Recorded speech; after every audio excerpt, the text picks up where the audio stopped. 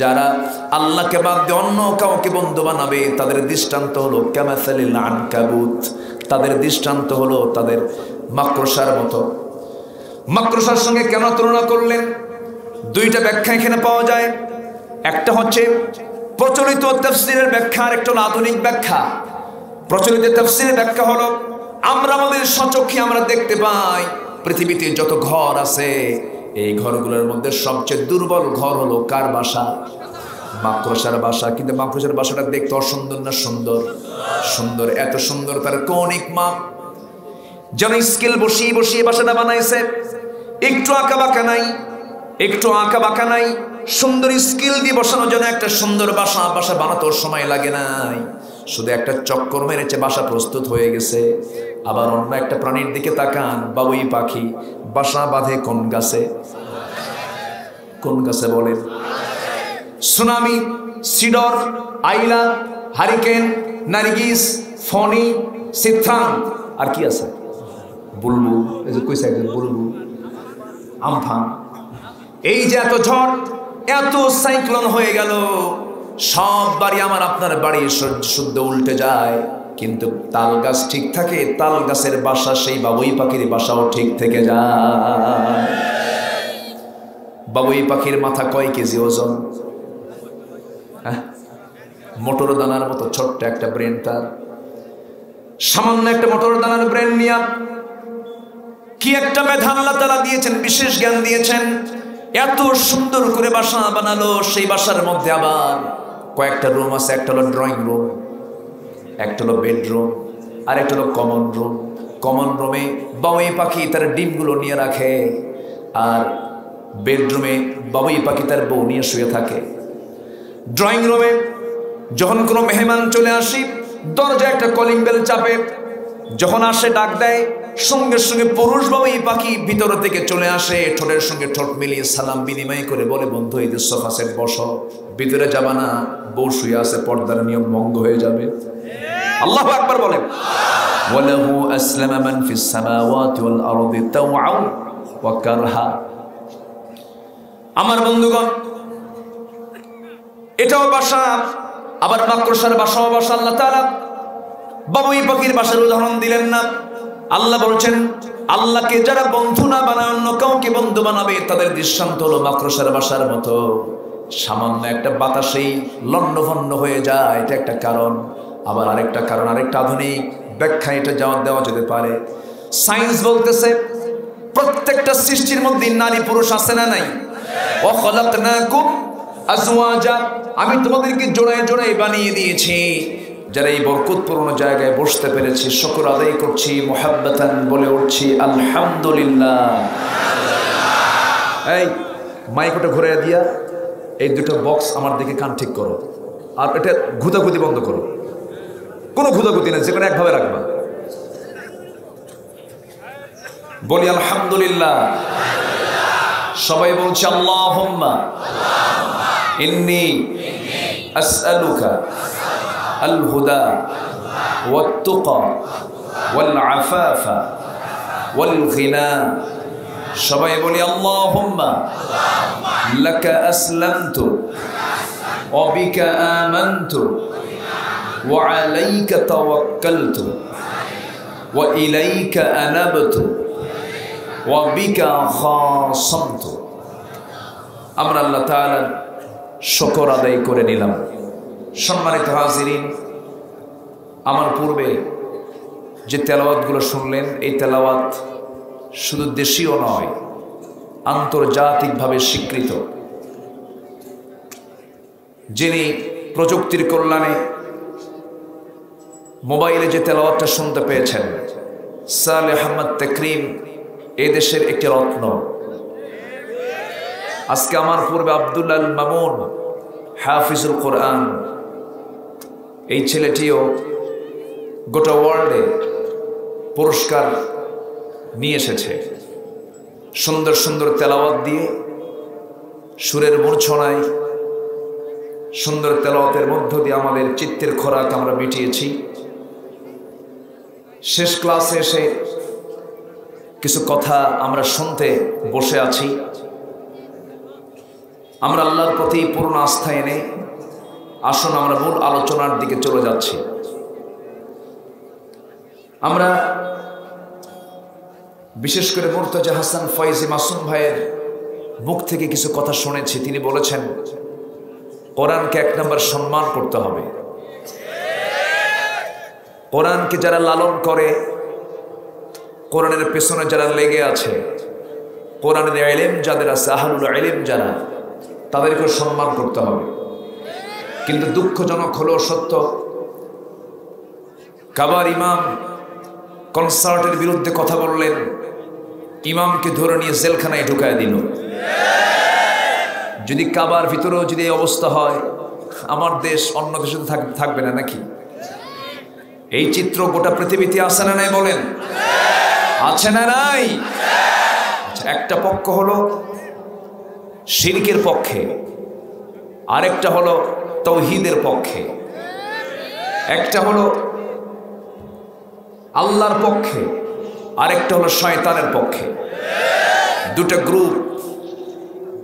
পৃথিবী যেদিন আল্লাহ তাআলা বানিয়েছেন, আদম হাওয়াকে পাঠিয়েছেন, সেই সময় থেকে নিয়ে আজ পর্যন্ত কিয়ামত পর্যন্ত দুটো দল আছে না নাই? আসতে বলবেন না, আছে না নাই? আমরা দল করে যাব কার? আসতে বলবেন না কার? আল্লাহ তাআলা বলেছেন, বান্দারে তুমি যদি আমার দল করতে পারো, আমি আল্লাহ ঘোষণা করছি ফাইন্না হিজবাল্লাহি হুমুল গালিবুন, নিঃসন্দেহে আল্লাহর দলটাই হবে বিজয়ী। আমরা দল করে যাব কার? আমার বন্ধুগণ, এই দুনিয়াতে আল্লাহ তাআলা আমাকে আপনাকে পাঠিয়েছেন নির্দিষ্ট একটি সময় দিয়ে। যে কোনো মুহূর্তে আমি আপনি চলে যাব। বাঁচার জন্য আমরা আসি নাই, মরে যাওয়ার জন্যই তো আসছি আমরা দুনিয়াতে। মার পেট থেকে দুনিয়াতে এসেছি। জীবন আছে যার, মরণ আছে তার। কিন্তু আল্লাহ চাচ্ছেন বান্দার আমার কাছে যখন তোমাকে ফিরে আসতেই হবে, আমার একটা সাজেশন নিয়ে নাও, ওয়ালা তামুতুন্না ইল্লা ওয়া আনতুম মুসলিমুন। মুসলমান না হয়ে মৃত্যুবরণ করো না। সত্যিকারের খাঁটি মুসলিম হয়ে আমার কাছে আসো। জন্মসূত্রে শুধু মুসলমান হয়েছ না, না, ব্রাহ্মণের ছেলে ব্রাহ্মণ হতে পারে, বৌদ্ধের ছেলে বৌদ্ধ হতে পারে, খ্রিস্টানের ছেলে খ্রিস্টান হতে পারে, কিন্তু ইমামের ছেলে ইমাম হতে পারে না যদি যোগ্যতা না থাকে। মুসলমানের সন্তান মুসলমান হতে পারে না যদি তার মধ্যে ইসলাম না থাকে। এই জন্য আমাকে আপনাকে সবার আগে লালন করতে হবে, ইমানের যত্ন নিতে হবে, ইসলামকে ফলো করতে হবে। ইসলামকে মানবো আমরা এক জায়গায় না সব জায়গায়, এক জায়গায় না সব জায়গায়। ইসলামকে মানবো আমার মতো করে না, আল্লাহর মতো করে। আমার দেশে বহু মুসলমান আছি, 5 ওয়াক্ত নামাজ পড়েন, কপালটা কালো বানায় ফেলেন, মসজিদ একখান বানায় দিয়েছেন 2 কোটি টাকা খরচ করে, মাদ্রাসা বানিয়ে দিয়েছেন, কিন্তু ওইদিকে সুদের কারবার করেন। আসতে বলবেন না, আছে না নাই? উনি চেষ্টায় আছেন এই যে খারাপ কাজগুলো করেছি, ভালো কাজগুলো করে এটা একটু ব্যালেন্স করি, একটু মিলায় নেই, কিছু আকাম কুকাম কিছু ভালো কাম, দুটো ব্যালেন্স করে চলতে চান অনেকে। না না, আল্লাহ রাব্বুল আলামিন আগে তাগুতকে অস্বীকার করতে বলেছেন, এরপর ঈমান আনতে বলেছেন, আগে কাফের হতে বলেছেন। কিসের কাফের হব আমরা? ফামান ইয়াকফুর বিত-তাগুতি ওয়া ইউমিন বিল্লাহ ফাকাদ ইসতামসাকা বিল উরওয়াতিল ওয়ুসকা লা ফিসামা লাহা। জোরে বলুন আল্লাহু আকবার। যে বান্দা তাগুতকে অস্বীকার করবে, এরপরে যে বান্দা ঈমান আনবে, তাগুতকে লালন করবেন। তাগুত কাকে বলে? জি, নিজে আল্লাহর আইনকে মানে না, অন্য কাউকে মানতে দেয় না, বাধা দিয়ে দেয়, এমন লোক তো বাংলার জমিনে খুঁজে পাওয়া যাবে না। আসতে বলবেন না, আছে না নাই? নিজে তো আল্লাহর আইনকে মানে না, অন্য কেউ মানতে বাধা দেয়, এই সমস্ত লোকগুলো হচ্ছে তাগুত। এবং এই তাগুতের গডফাদার ছিল মিস্টার ফেরাউন। নাম শুনছেন তো নাকি? ইযহাব ইলা ফিরআউনা ইন্নাহু তাগা। হে মুসা, তুমি ফেরাউনের কাছে যাও, কারণ সে সীমা লঙ্ঘন করেছে। আল্লাহর আইনকে নিয়ে যারাই প্রশ্ন করবে তারাই তাগুত। আমার বন্ধুগণ, এই জন্য আমরা মুসলমান, ইসলামকে আমরা মানবো 1 আনা না 16 আনা। ইসলাম মানার কন্ডিশন হলো পরিপূর্ণরূপে মানতে হবে। উদখুলু ফিস সিলমি কাফা, পরিপূর্ণরূপে ইসলামের মধ্যে তোমাকে দাখিল হতে হবে। আংশিক মানবে না তা হবে না। রাজশাহী ট্রেন স্টেশন থেকে আপনি ট্রেনে চড়লেন, ট্রেন যাবে ঢাকা, কিন্তু নাটোর স্টেশনের একটু আগে গিয়ে ট্রেনের চাকা একটা নষ্ট হয়ে গেল। একটা চাকা যদি বিকল হয়ে যায়, 50টা চাকা নিয়ে ট্রেন ঢাকার দিকে রওনা দিয়েছে, একটা চাকা যদি নষ্ট হয়, সেই ট্রেনের ড্রাইভার কি ট্রেন চালাবে নাকি? চালাবে না। ট্রেনের চালক কি করবে? ট্রেনের চালক ওই একটা বিকল চাকাকে সচল করবে। ওই বিকল চাকা যদি নিয়ে আবার চালায় নেয়, তাহলে ওখান থেকে বড় ধরনের দুর্ঘটনা ঘটতে পারে। আমি বোঝানোর জন্য বলছি আমার ভাইরা, 49টি চাকার ভিতরে মাত্র একটা চাকা অচল হওয়ার কারণে যদি সব চাকা অচল হয়ে যায়, ট্রেন যদি না চলতে পারে, তেমনি মানুষের জীবনের জন্য আল্লাহ তাআলা যে বিধান দিয়েছেন, ইসলাম দিয়েছেন, মানুষের জীবন পরিচালনার জন্য রয়েছে ব্যক্তি জীবনের চাকা, পরিবার জীবনের চাকা, সমাজ জীবনের চাকা, অর্থনীতির চাকা, সন্ধি নীতির চাকা, ব্যাংক নীতির চাকা, রাজনীতির চাকা। এই সমস্ত চাকার ভিতরে থেকে একটা চাকাকে যদি কেউ বিকল করে ফেলে, ওই ইসলাম মেনে বান্দা কখনো জান্নাতের লক্ষ্যে পৌঁছতে পারবে না। জান্নাতে যেতে হলে 16 আনা ইসলামকে মেনে নিতে হবে। এমন লোক বাংলার জমিনে আছে যারা বলে চুরির শাস্তি হাত কাটো, এটা কোনো আইন হলো? বলে, কিন্তু আস্তে কর বলার লোক আছে না নাই? জেনা করলে ইসলামে 3টা শাস্তি অত্যন্ত কঠিন করা হয়েছে। 3টা শাস্তি, 3টা অপরাধের শাস্তি। আস-সাইয়্যিবুজ জানি, জেনার শাস্তি। কতলুন নফস, হত্যার শাস্তি। যদি কেউ কাউকে হত্যা করে, সে হত্যার শাস্তি। আরেকটা হলো দিন থেকে যদি কেউ বের হয়ে যায়, মুরতাদ হয়ে যায়, এই 3 শ্রেণীর জন্য ইসলাম তাদেরকে কতলের অর্ডার দিয়েছে, হত্যার নির্দেশ দিয়েছে। এটি হুকুম কি মোল্লার না আল্লাহ? কোন মোল্লা কইছে না আল্লাহ কইছে? এটা আল্লাহ বলেছে। তাহলে এই সমস্ত অপরাধগুলো আমার দেশে তো নাই। আসতে বলে, আসতে বলবেন না, আছে না নাই? এবং এই অপরাধের শাস্তি কোরআনেও আছে না নাই? কিন্তু সেই অপরাধের শাস্তি কি কোরআন দেয়া হয়? কি দেয়া হয় বলেন? কার কি দেয়া হয়? আল্লাহর আইন দিয়ে না বান্দার আইন দিয়ে? তাহলে আইন কয় প্রকার? একটা বান্দার আর একটা কার? আল্লাহ। একটু কান লাগাবেন। ওয়াজ তো জীবনে বহু শুনছি আমরা। আমাদের দেশের মানুষ ওয়াজ শুনতে শুনতে কোরআনে কারিমের ফেমাস ঘটনাগুলো, ইতিহাসগুলো, সিরাতগুলো মুখস্থের মতোই হয়ে গেছে, মুখস্থই হয়ে গেছে। কিন্তু ফলাফল কি? ফলাফল কি? সুদের পরিমাণ কমছে না বাড়ছে? জেনার পরিমাণ কমছে না বাড়ছে? চুরির পরিমাণ কমছে না বাড়ছে? শুধু ওয়াজ মাহফিল করে এগুলো বন্ধ হবে? ওয়াজ মাহফিল করে বন্ধ হবে না, শুধু নামাজ আদায় করে বন্ধ হবে না। তবে হ্যাঁ, নামাজ যদি সমাজে কায়েম হয়ে যায়, নামাজ যদি সমাজে চালু হয়ে যায়, যাকাত যদি আদায় হয়ে যায়, সৎ কাজের যদি আদেশ দেওয়া হয়, অসৎ কাজের যদি বাধা দেওয়া হয়, তাহলে সমাজ থেকে সকল অন্যায় দূর হয়ে যাবে, কোনো অন্যায় থাকবে না।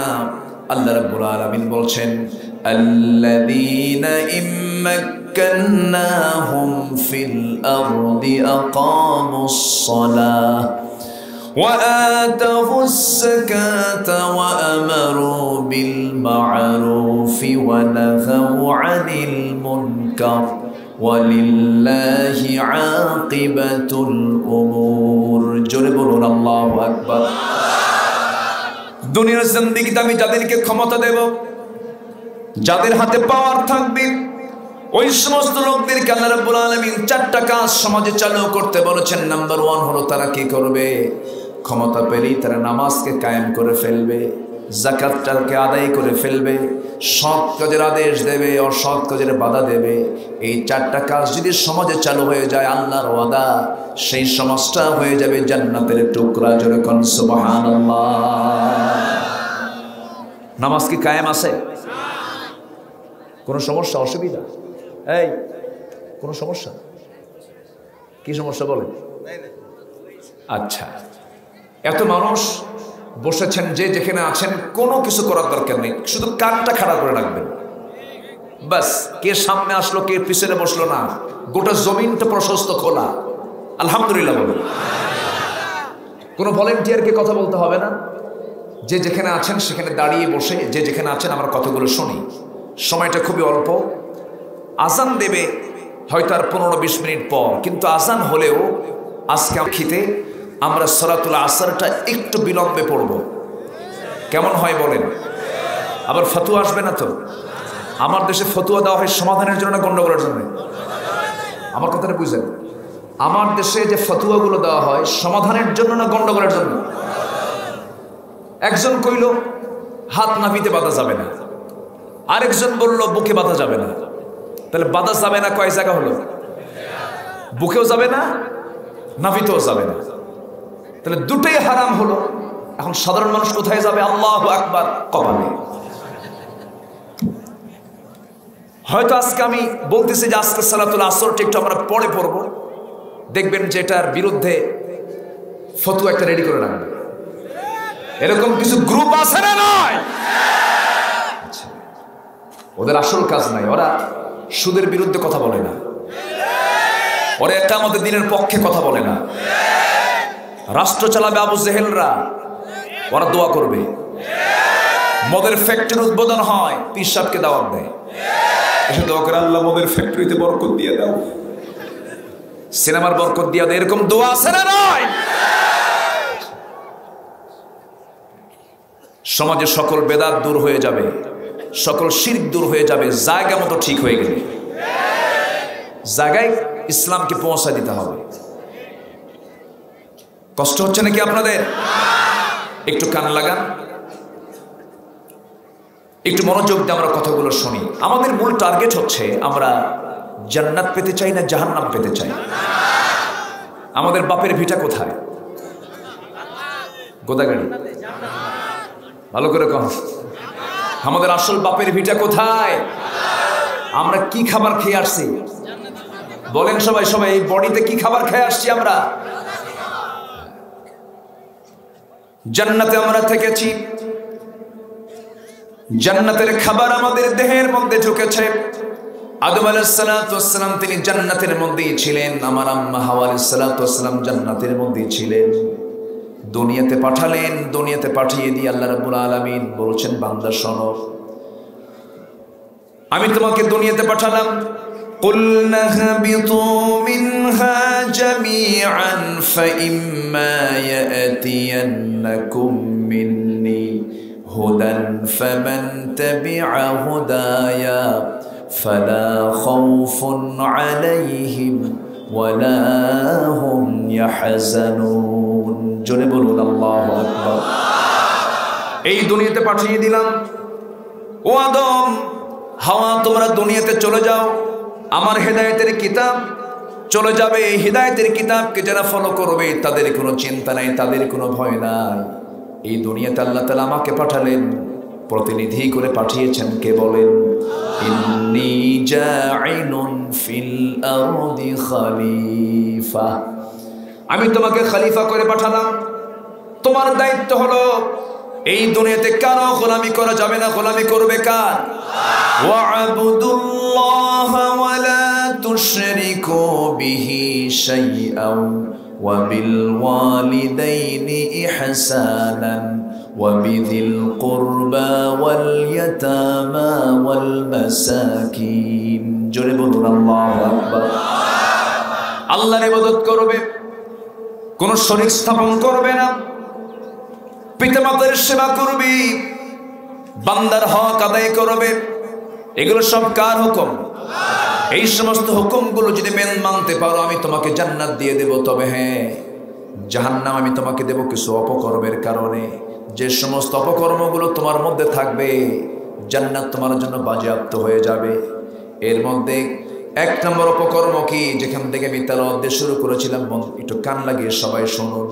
আল্লাহ রাব্বুল আলামিন সূরা মারিয়ামের মধ্যে বলছেন, দুইটা আমল যে বান্দার মধ্যে থাকবে, যে দুইটা বদ আমল বান্দার মধ্যে থাকবে, আমি আল্লাহ তাকে জাহান্নামের গর্তের মধ্যে ঢুকাবো। এর মধ্যে এক নম্বর আমল হচ্ছে, বদ আমল হচ্ছে, ফাখালাফা মিন বা'দিহিম খালফুন আদাউস সালাহ ওয়াত্তাবাউশ শাহাওয়াত ফাসাউফা ইয়ালকাউনা গায়্যা। যে বান্দার ভিতরে দুইটা জিনিস থাকবে না, এক নম্বর হলো যে বান্দা নামাজকে নষ্ট করে ফেলবে, নামাজকে যে ব্যক্তি বাদ দিয়ে ফেলবে, নষ্ট করে ফেলবে, এবং যে ব্যক্তি নফসের দাসত্ব করবে, আল্লাহ তাআলা বলেছেন আমি অচিরেই তাকে শুধু জাহান্নাম নয়, জাহান্নামের একটা গর্ত আছে, গাই নামক গর্ত। এই গাই নামক গর্তটা তো ভয়াবহ, তাফসীর এসেছে গাই নামক গর্তটা এতটা ভয়ঙ্কর, জাহান্নাম পর্যন্ত এই গর্তকে জাহান্নাম ভয় পায়। সেই গাই নামক গর্তের মধ্যে আমি তোমাকে ঢুকায় ফেলবো। যদি তুমি নামাজকে ছেড়ে দাও, তাহলে আমার দেশে আজকে 90% মুসলমান, 90% মুসলমানের দেশে মুসলমান নেতাও আছে না নাই? আসতে বলবেন না, আছে না নাই? কিন্তু এমন নেতা আমরা বানিয়েছি যে নেতা নিজেই নামাজ পড়ে না, যে নেতা আপনার আখিরাতের উপকার আসবে না, যে নেতা দিয়ে আপনার পরকালে কোনো উপকার আসবে না, সেই নেতা আমার কি দরকার আছে?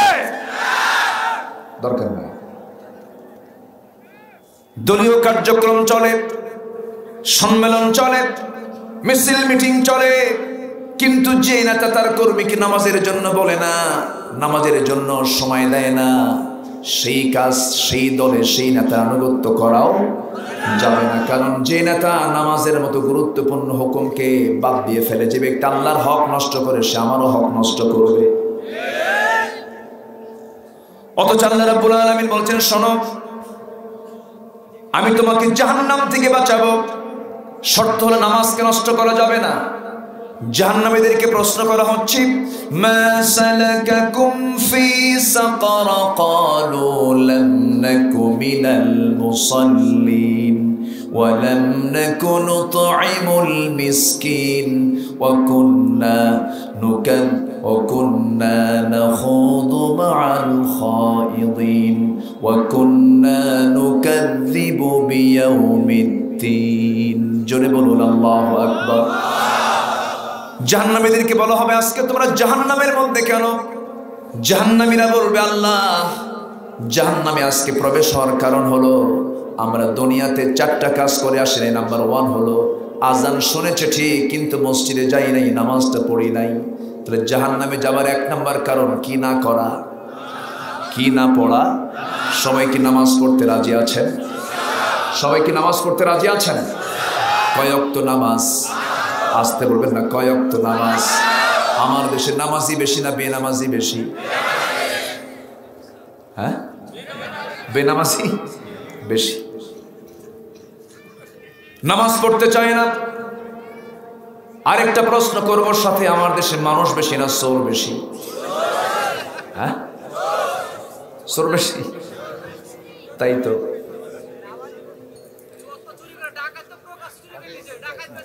হ্যাঁ,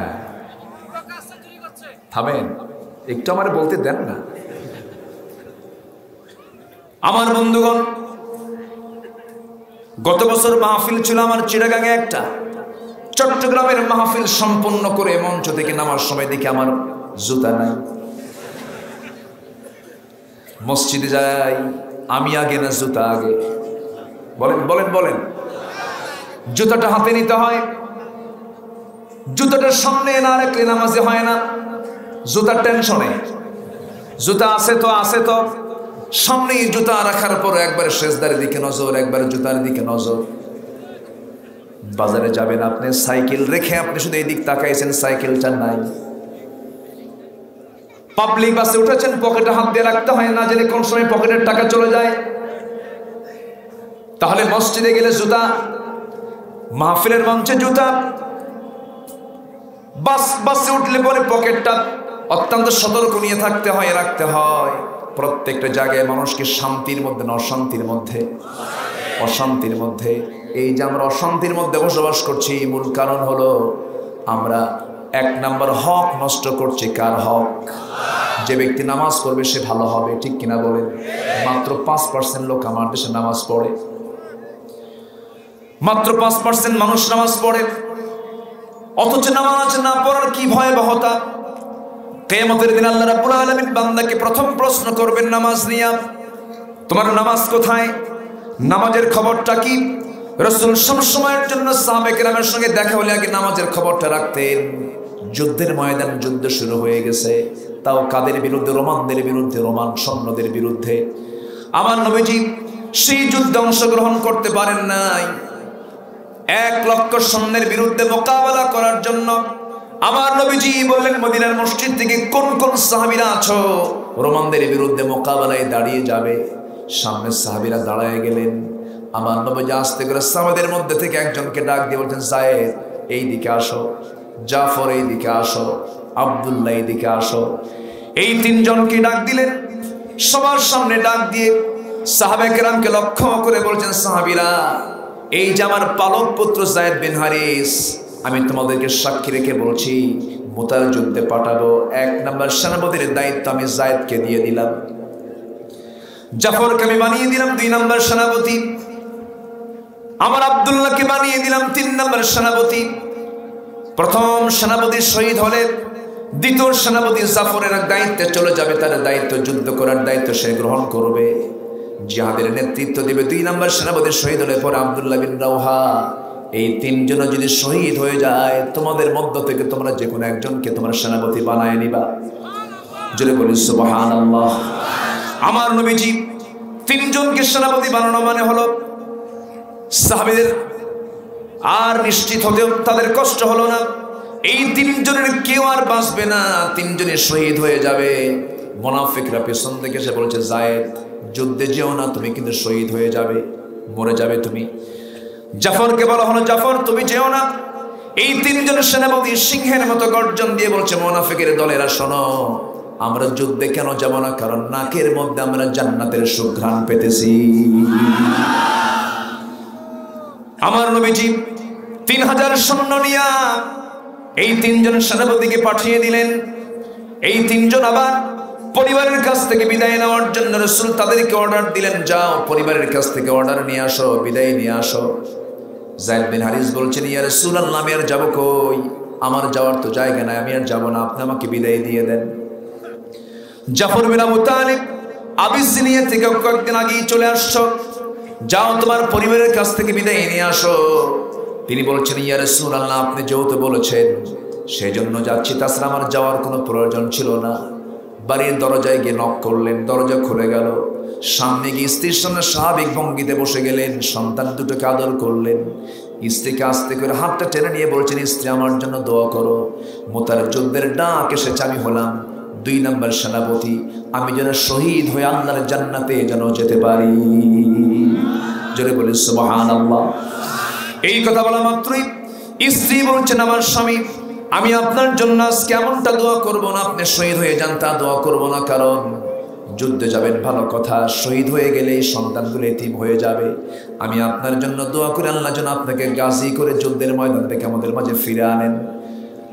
জাফর বিন আবু তালিব সঙ্গে সঙ্গে তরবারি উঁচু করলেন, কোষমুক্ত করে স্ত্রীর হাতটা বাম হাতে টেনে ধরে হাতে তার মৃদু আঘাত করলেন তরবারি উল্টা দিক দিয়ে। এবার বলছেন, স্ত্রী, আমি যে তোমাকে হাতে মারলাম তরবারি দিয়ে, হাত কাটছে নাকি না কাটে নাই কেন? উল্টা দিকে মেরেছেন। তুমি আজকে আমার জন্য যত দোয়া করবে সমস্ত দোয়া উল্টা হয়ে যাবে, কারণ আমার আগে একজন সেনাপতি, পরে একজন সেনাপতি, আমি নিশ্চিত আমি শহীদ হব। নাকের মধ্যে জান্নাতের ঘ্রাণ পেতেছি। আমার জন্য দোয়া করো, আমি যেন শহীদ হয়ে যাই। এই কথা বলেই ওই বাড়ি থেকে চিরদিনের মতো বিদায় নিলেন। সন্তানগুলো পেছন থেকে ডাকে, কোনো জবাব দিলেন না, একটা বারের জন্য ফিরে তাকালেন না। আব্দুল্লাহ বিন রাওহা, জাফর ইবনে আবু তালেব সবাই যুদ্ধের ময়দানে শামিল হয়ে গেলেন। যুদ্ধে শাহাদাত বরণ করলেন তিনজন সেনাপতি। এরপরে খালিদ বিন ওয়ালিদ রাদিয়াল্লাহু তাআলা আনহু, খালিদ সাইফুল্লাহ, তিনি কি করলেন? মুসলমানদের কালেমার জান্নাতের মধ্যে নিয়ে নিলেন। যুদ্ধ শেষ হয়ে গেল, মুসলমানদের বিজয় হয়ে গেল। 3000 সৈন্য নিয়ে 1 লক্ষ সৈন্যকে পরাজিত করেছেন। সংখ্যা দিয়া, শক্তি দিয়া, না ঈমান দিয়া? কি দিয়া? ঈমান দিয়া। বিজয়ী বেশে মদিনার মসজিদের সামনে গিয়ে দাঁড়ায় গেলেন। আমার নবীজি মুসলমানদের বিজয়ী এই অবস্থা দেখে বললেন না, তোমাদের খবরটা কি? প্রথমে তিনি সংবাদটা নিলেন, সাহাবীরা যুদ্ধের ময়দানে কি হয়েছে না হয়েছে আমার আগে জানার দরকার নাই। নামাজ কি ঠিক মতো হয়েছে কিনা, নামাজের দরকার আছে না নাই? বলেন, আসতে বলবেন না, আছে না নাই? কয় ওয়াক্ত নামাজ? আসতে বলবেন না, কয় ওয়াক্ত নামাজ? 5 ওয়াক্ত নামাজ। নামাজকে আমরা কখনো ছেড়ে দেব না। জাহান্নামে যাবার 2টা কারণ আল্লাহ তাআলা এই জায়গায় তুলে ধরেছেন।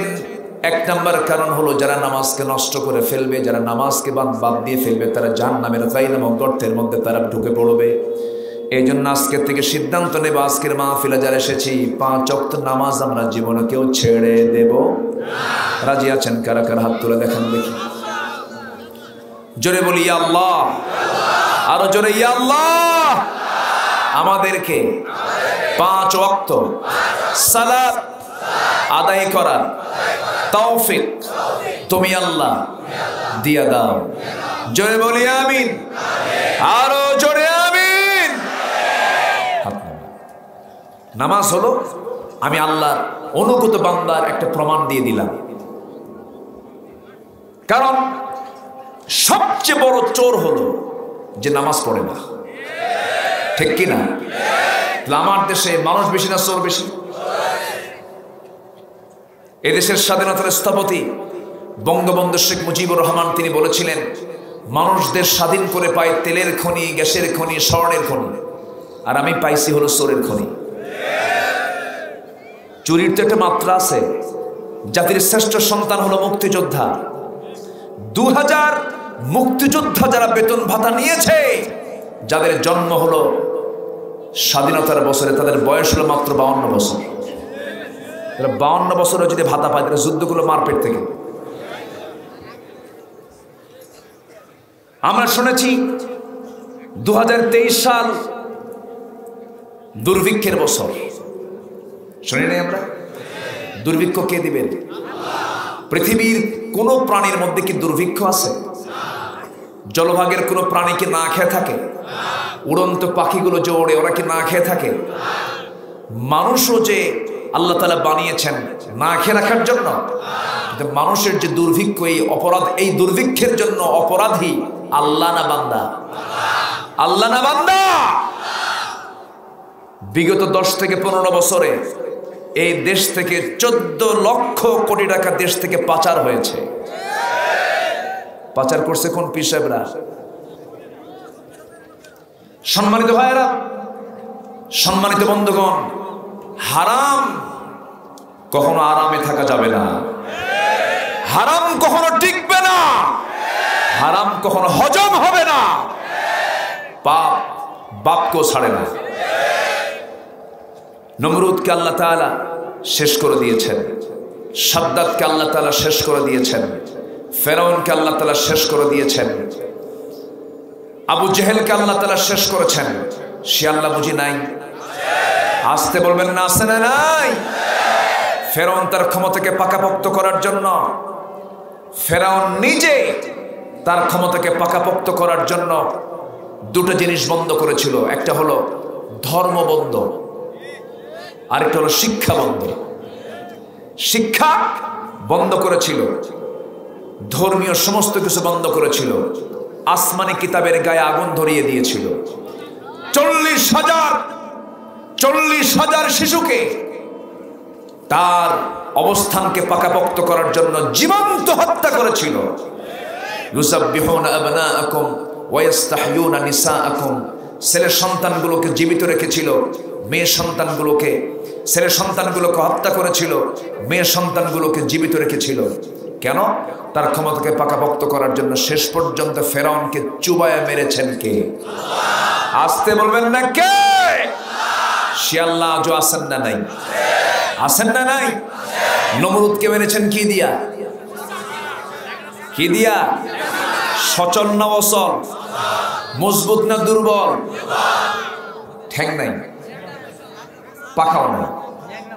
আল্লাহ তাআলা একটা জায়গায় একটা আয়াতে বলেছেন, ইন্নাল্লাহা লা ইস্তাহি আইয়াদরিবা মাসালান মা বাউদাতান ফামা ফাওকাহা। আল্লাহ তাআলা মশার উদাহরণ দিতে লজ্জা পান না। কাফেররা কয়, তোমার আল্লাহ এত বড়, মশার নাম নেওয়া লাগে মুখে। কাফেরদের কথার সাইজ দেখছেন? কাফেরদের কথা তো এরকম হয়। আসলে মশা কি খুব দুর্বল কোনো প্রাণী না? যার ডেঙ্গু হয়েছে সে বুঝে। মশারি টাঙ্গাই কারা? মশারি কারা টাঙ্গায়? আমরা যদি শক্তিশালী হই তাহলে মশারি টাঙ্গাই কেন? কি কথা কি বুঝতেছেন আপনারা? আমরা যদি শক্তিশালী হই তাহলে মশারি টাঙ্গাই কেন আমরা? মশা থেকে শিক্ষা আছে। আল্লাহ তাআলা যে উদাহরণগুলো দিয়েছেন অবশ্যই শিক্ষা আছে না নাই? একটু কান লাগান, সময় তো কম, একটু কান লাগান। মশা, এক নাম্বার বলতেছি, মশা যত রক্ত বেশি খাবে তার হায়াত বেড়ে যাবে না কমে যাবে? বলেন, কমে যাবে। ঠিক তেমন আজকের সমাজে যে সমস্ত লোক অন্যায় করে অন্যের সম্পদ যত বেশি পেটে তুলবে তার হায়াত তত কমে যাবে। বোঝা যাচ্ছে কথাগুলো? নাম্বার 2, মশা যে কামড়ায়, সে মশার কামড়ায় কি পুরুষ মশা না স্ত্রী মশা? বলেন। স্ত্রী মশা। যারা সায়েন্স পড়েছেন তারা উত্তরটা দিয়েছেন। এটা আগে ছিল না, এই তথ্য আগে কেউ জানতো না। তাহলে মশা কামড়ায় কোন জাত? পুরুষ না মহিলা? যাক, আমরা তো কামড়াই না, তারা খান। আমরা তাদেরকে খাটো চোখে দেখছি না। তো এই যে মশাটা স্ত্রী কামড়ায়, আল্লাহ তাআলা এখানে কিন্তু বাউদাতান শব্দ প্রয়োগ করেছেন। আল্লাহ তাআলা এখানে কিন্তু স্ত্রী মশার কথাই বলেছেন, পুরুষ মশার কথা বলেননি। আজ থেকে কোরআন নাজিল হলো 1500 বছর আগে। স্ত্রী মশা যে কামড়ায়, কোরআন আগে কত আগে তথ্যটা দিয়ে দিয়েছে। জোরে বলে সুবহানাল্লাহ। নাম্বার 3,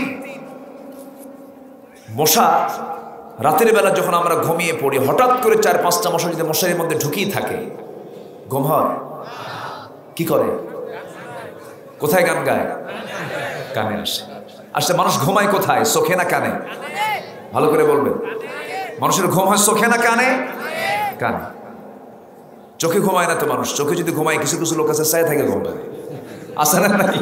আছে। ঘুম কিন্তু চোখে না, ঘুম হলো কানে। ফাদরাবানা আলা আযানিহিম। তো সেই কানে এসে মশা গান গায়। মশা কিন্তু গান গায় না। মশার যে পাখা আছে সেই পাখাগুলো সে নড়ায়। বিজ্ঞান বলতেছে একটা মশা প্রতি সেকেন্ডে তার পাখা নড়াই হলো, প্রতি সেকেন্ডে 1 সেকেন্ডে পাখা নড়াই হলো 500 থেকে 600 বার। পৃথিবীর কোনো মেশিন এত দ্রুত কোনো কাজ করতে পারবে না। ছোট্ট একটা বডি দিয়ে থাকা ওই মশার পাখা যদি সে প্রতি সেকেন্ডে 500 থেকে 600 বার নড়ায়, এখন বলেন মশা কি ছোটখাটো কোনো প্রাণী নাকি? অনেক মজবুত প্রাণী। নাম্বার 4 হলো, ও দুনিয়ার কাফের মুশরিকরা শোনো, এই মশার কামড়ে আমি খতম করে দিয়েছি নমরুদকে। পাহাড়ের মুখ খুলে দিয়েছি। সঙ্গে সঙ্গে এক ঝাঁক মশা বের হয়ে এসেছে।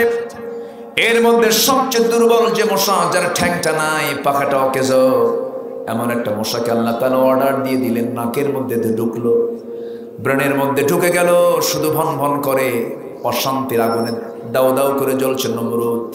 লোকজনকে বললো, শোনো, থাকতে পারছি না, নরম জিনিস নিয়ে আসো, জুতা নিয়ে আসো। জুতা কি নিয়ে আসো? জুতার বাড়ি খায়া, মশার কামড় খায়া দুনিয়া থেকে বিদায় নিয়েছে। এর 1 নাম্বার কারণ হলো আলেম ওই এক নম্বর কারণ হলো নবীকে হত্যা করার পরিকল্পনা করেছিল, ঠিক কিনা বলেন? ইব্রাহিম আলাইহিস সালামকে আগুনে পাড়ার পরিকল্পনা করেছিল। সেই নবীদের উত্তরসূরি যারা আলেম ওলামা, তাদেরকেও যারা হত্যার পরিকল্পনা করবে আল্লাহ তাআলা তাদের জন্য মশার বিকল্প কিছু বাহিনী রেডি রেখেছেন, ঠিক কিনা? আল্লাহর বাহিনী আছে না নয়? আমার ভাইয়েরা, আরেকটা সূরা আছে, এখানে বড় আলেমে দ্বীন বসে আছেন, এখানে বহু মাদ্রাসার প্রিন্সিপালরা আছেন। 114 সূরার ভিতরে একটা অন্যতম সূরা আছে, আরেক সূরাতুল আনকাবুত। সূরাতুল আনকাবুত, আনকাবুত মানে কি? মাকড়সা। আল্লাহ তাআলা একটা ছোট্ট প্রাণীর নামে একটা সূরার নামকরণ করলেন, আবার পিঁপড়া নামেও সূরা আছে না নাই? সূরাতুল নামাল, সূরাতুল নামাল। আবার বড় একটা প্রাণী হাতি, সূরাতুল ফিল নামে সূরা আছে না নাই? সূরা ফিল সবার মুখস্থ আছে না নাই? সূরাতুল নামাল নাই। প্রাণী ছোট, সূরা বড়, আবার প্রাণী বড়, সূরা ছোট। সূরা ফিল সবার মুখস্থ আছে। আমার ভাই, আনকাবুত আল্লাহ তাআলা সূরার নাম আনকাবুত কেন রাখলেন? একটা আয়াত আল্লাহ রাব্বুল আলামিন বলেছেন, যারা আল্লাহকে বাদ দিয়ে অন্য কাউকে বন্ধু বানাবে তাদের দৃষ্টান্ত হলো কামাসালিল আনকাবুত, তাদের দৃষ্টান্ত হলো তাদের মাকড়সার মতো। মাকড়সার সঙ্গে কেন তুলনা করলেন? দুইটা ব্যাখ্যা এখানে পাওয়া যায়। একটা হচ্ছে প্রচলিত তাফসীরের ব্যাখ্যা, আর একটা হলো আধুনিক ব্যাখ্যা। প্রচলিত তাফসীরের ব্যাখ্যা হলো, আমরা আমাদের স্বচক্ষে আমরা দেখতে পাই পৃথিবীতে যত ঘর আছে, এই ঘরগুলোর মধ্যে সবচেয়ে দুর্বল ঘর হলো কার বাসা? মাকড়সার বাসা। কিন্তু মাকড়সার বাসাটা দেখতে অসুন্দর না সুন্দর? সুন্দর। এত সুন্দর তার কৌণিক মাপ, যেন স্কেল বসিয়ে বসিয়ে বাসাটা বানাইছে, একটু আঁকা বাঁকা নাই, একটু আঁকা বাঁকা নাই, সুন্দর স্কেল দিয়ে বসানো যেন একটা সুন্দর বাসা। বাসা বানাতেও সময় লাগে নাই, শুধু একটা চক্কর মেরেছে বাসা প্রস্তুত হয়ে গেছে। আবার অন্য একটা প্রাণীর দিকে তাকান, বাবুই পাখি বাসা বাঁধে কোন গাছে? কোন গাছে বলেন? সুনামি, সিডর, আইলা, হারিকেন, নার্গিস, ফনি, সিত্রান, আর কি আছে? বুলবুল। এই যে কইছে একজন বুলবুল, আমফান। এই যে এত ঝড়, এত সাইক্লোন হয়ে গেল, সব বাড়ি আমার আপনার বাড়ি শুদ্ধ উল্টে যায়, কিন্তু তাল গাছ ঠিক থাকে। তাল গাছের বাসা, সেই বাবুই পাখির বাসাও ঠিক থেকে যায়। বাবুই পাখির মাথা কয় কেজি ওজন? মোটর দানার মতো ছোট্ট একটা ব্রেন তার। সামান্য একটা মোটর দানার ব্রেন নিয়ে কি একটা মেধা আল্লাহ তাআলা দিয়েছেন, বিশেষ জ্ঞান দিয়েছেন। এত সুন্দর করে বাসা বানালো। সেই বাসার মধ্যে আবার কয়েকটা রুম আছে। একটা হলো ড্রয়িং রুম, একটা হলো বেডরুম, আর একটা হলো কমন রুম। কমন রুমে বাবুই পাখি তার ডিমগুলো নিয়ে রাখে, আর বেডরুমে বাবুই পাখি তার বউ নিয়ে শুয়ে থাকে। ড্রয়িং রুমে যখন কোনো মেহমান চলে আসি, দরজায় একটা কলিং বেল চাপে, যখন আসে ডাক দেয়, সঙ্গে সঙ্গে পুরুষ বাবুই পাখি ভিতর থেকে চলে আসে, ঠোঁটের সঙ্গে ঠোঁট মিলিয়ে সালাম বিনিময় করে বলে, বন্ধু এই যে সোফা সেট বসো, ভিতরে যাবা না, বউ শুয়ে আছে, পর্দার নিয়ম ভঙ্গ হয়ে যাবে। আল্লাহু আকবার বলেন। ওয়ালাহু আসলামা মান ফিস সামাওয়াতি ওয়াল আরদি তাওআন ওয়া কারহা। আমার বন্ধুগণ, এটাও বাসা, আবার মাকড়সার বাসাও বাসা। আল্লাহ তাআলা বাবুই পাখির বাসার উদাহরণ দিলেন না। আল্লাহ বলছেন, আল্লাহকে যারা বন্ধু না বানায় অন্য কাউকে বন্ধু বানাবে তাদের দৃষ্টান্ত হলো মাকড়সার বাসার মতো। সামান্য একটা বাতাসেই লণ্ডভণ্ড হয়ে যায়, এটা একটা কারণ। আবার আরেকটা কারণ, আরেকটা আধুনিক ব্যাখ্যা এটা দেওয়া যেতে পারে। সায়েন্স বলতেছে প্রত্যেকটা সৃষ্টির মধ্যে নারী পুরুষ আছে না নাই? ওয়া খালাকনাকুম আজওয়াজা, আমি তোমাদেরকে জোড়ায় জোড়ায় বানিয়ে দিয়েছি। মাকড়সার মধ্যে ওই স্ত্রী পুরুষ আছে, স্বামী আছে, স্ত্রী আছে, কিন্তু তাদের সংসারটা খুব দুর্বল সংসার। কারণ সায়েন্স বলতেছে প্রত্যেক স্ত্রী মাকড়সা তার স্বামী মাকড়সাকে কামড় মেরে ফেলে দেয়। যে পরিবারে বউ কর্তৃক স্বামী মরে যায়, সেই পরিবারটা খুব রহমতের না ধ্বংস? রহমত না ধ্বংস?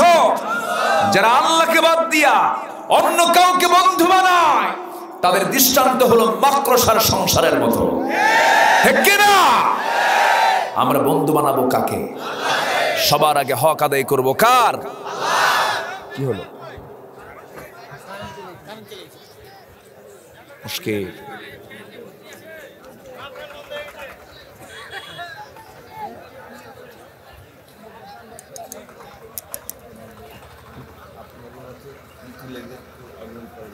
ওঠে কেন? আমি কি উঠতে বলেছি? উঠতেছেন কেন? রাস্তায় চলতে নিয়ে যদি রাস্তার কোনো ট্রাফিক আইন আপনি যদি ভঙ্গ করেন তখন পুলিশ কি দেয়? মামলা দেয় না?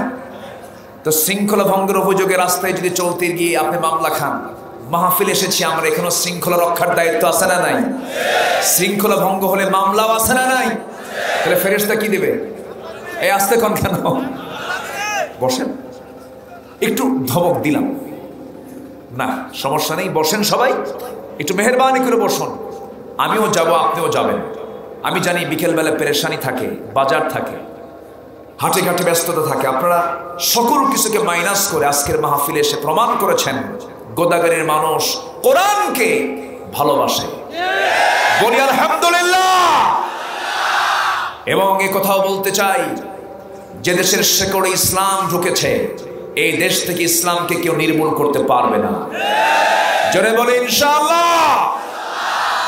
দুঃখ লাগে সংবিধানে সব আইন স্থান পায়, সব লেখা স্থান পায়, সব শব্দ স্থান পায়, আমার আল্লাহর নামটা থাকে না। স্লোগান দিতে নিয়ে নারায়ে তাকবীরের স্লোগান একজন দিল, এটা নিয়ে কত কথা বলল। নারায়ে তাকবীরের স্লোগান নির্দিষ্ট দলীয় স্লোগান, এটা এই দেশের কোনো লোকের স্লোগান হতে পারে না। যাদের স্লোগান নারায়ে তাকবীর নয় তাদের কাছে আমার প্রশ্ন, আপনার স্লোগান কি স্লোগান? আপনি কোন স্লোগান দিয়ে মরবেন? আপনার যখন জন্ম হয়েছে তখন আপনার কানে দিয়েছে কোন আওয়াজ? বলেন বলেন বলেন, আল্লাহু আকবার বলেন কি? আপনি যখন নামাজে যান যে আওয়াজ শুনে সেই আওয়াজের মধ্যে কোন স্লোগান? নামাজ যখন শুরু করি তখন কি? রুকুতে যেতে কি? সেজদায় যেতে কি? সেজদা থেকে উঠতে কি? গরু জবাই করার সময় কি? যখন মরে যাব, যখন জানাজা শুরু হবে আমার, প্রথম তাকবীর কি? দ্বিতীয় তাকবীর কি? তৃতীয় তাকবীর কি? চতুর্থ তাকবীর কি? অতএব যারা বলে নারায়ে তাকবীরের স্লোগান কোনো এদেশের সবার স্লোগান নয়, নির্দিষ্ট দলীয় স্লোগান, যারা এই স্লোগানকে বিতর্কিত করে তাদের চিন্তা বিতর্কিত, ঈমান বিতর্কিত, জন্ম বিতর্কিত মুসলমান। তাদের জানাজা না দিয়া, যেহেতু তারা আল্লাহু আকবার বিশ্বাস করে না, তাদের জানাজা না দিয়া কুত্তা বিলার মতো, সিগারের মতো বিদায় করা দরকার।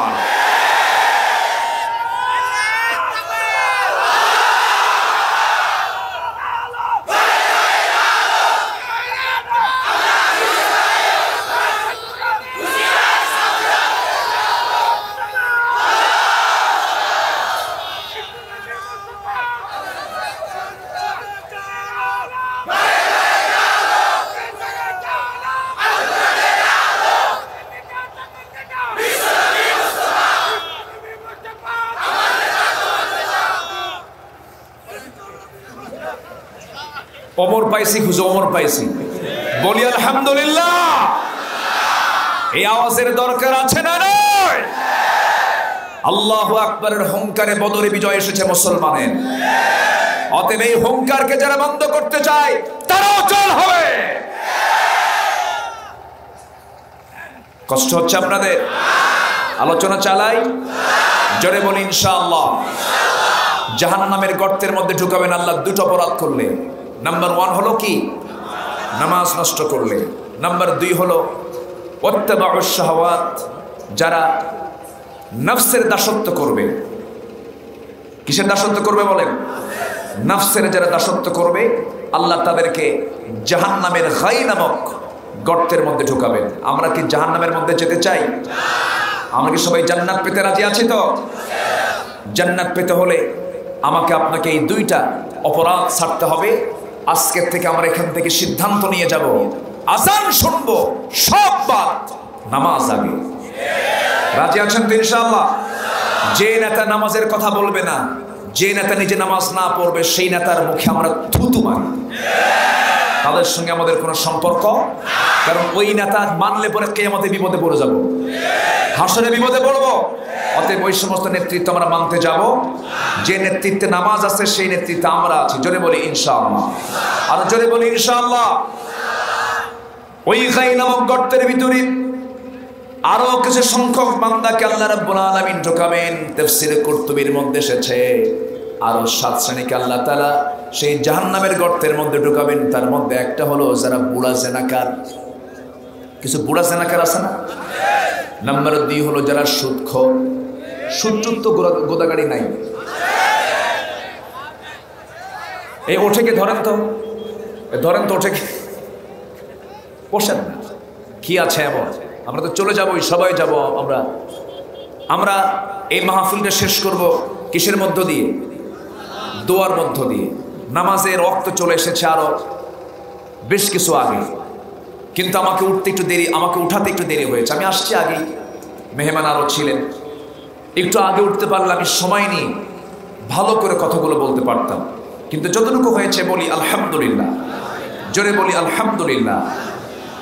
মাহফিলটা মাদ্রাসা না, মাদ্রাসার মাহফিল। এটা তারা যে আয়োজনটা করেছে, এই আয়োজন আপনারা বেজার না খুশি? খুশি না বেজার? খুশি যদি হয়ে থাকেন, এই মাদ্রাসার জন্য 3টা কাজ আপনাকে করতে হবে। নাম্বার 1 হলো মাদ্রাসার জন্য সবাই দোয়া করবেন। সবাইকে দোয়া করতে রাজি আছেন? দোয়া করব। নাম্বার 2 হলো নিজের সন্তানকে আমরা মাদ্রাসায় পড়াবো। জোরে বলি ইনশাআল্লাহ। সন্তানকে মাদ্রাসায় না পড়ানোর কি বিপদ বুঝতেছে কিছু কিছু পরিবার। দ্বীনের শিক্ষা না পেলে কি হয় আজকে বুঝতেছে কিছু কিছু পরিবার। কে বলেছে ধানমন্ডিতে শান্তি আছে? কে বলেছে ডিওএইচএস এ শান্তি আছে? কে বলেছে গুলশানে শান্তি আছে?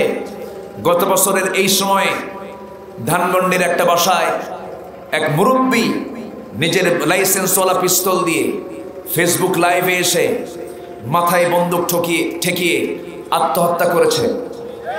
জানেন আপনারা? জানেন না? তার কি টাকা পয়সার অভাব ছিল? তার বউ বাচ্চা ছেলে মেয়ে সব কিছু থাকার পরেও তিনি সুইসাইড করে আত্মহত্যা করে দুনিয়া থেকে বিদায় হওয়ার কারণ হলো সমাজের ভিতরে ইসলাম নাই, পরিবারে ইসলাম নাই। এই জন্য সন্তানকে টাকাওয়ালা না বানায়া আল্লাহওয়ালা বানান। সন্তানের হাতে কোরআনটা তুলে দেন, কোরআন আপনার সন্তানকে পাহারা দেবে। জোরে বলি আলহামদুলিল্লাহ, জোরে বলি আলহামদুলিল্লাহ। আমি নিজের চোখে দেখেছি ঢাকার গাজীপুরে কিছু বৃদ্ধাশ্রম গড়ে উঠেছে।